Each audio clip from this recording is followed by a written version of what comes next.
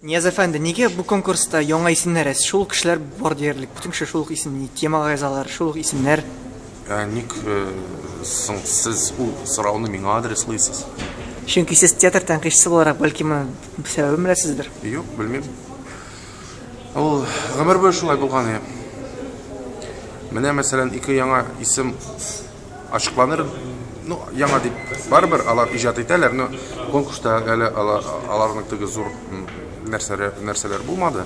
Мәсәлән, Радиф Сәгъдинең теге Галижанов Габдулла хәзрәт дигән әсәре, ул һәр хәлдә бер, белмим, ничәнче урынга хәзрәте булмый, ләкин конкурстан төшкән, чөнки безнең кагыйдәләр бар, нигезләмә бар, һәм 12нче Казан тупларында 12нче санында аның драма дөнья күрде. Все, без сразу аны төшердек инде конкурста, удармадык.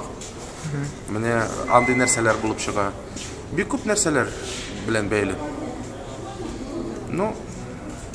Белмим ни өчен шулай. Менә бер кешеләр, мин Ракаил өчен шатмын. Ул драматург буларак үсә. Аны еллар буе миллионнар түгеп бер кешене үстереп була гына. Бер, ике, өч. Ул бит только адресный ярдәм булырга мөмкин. Аларны кышак драматурглар яңа исемнәр тудырып, яңа исемнәр ачып, минемчә ул бөтенләй идеаль максат инде ул. Аңа ирешеп булмыйдыр.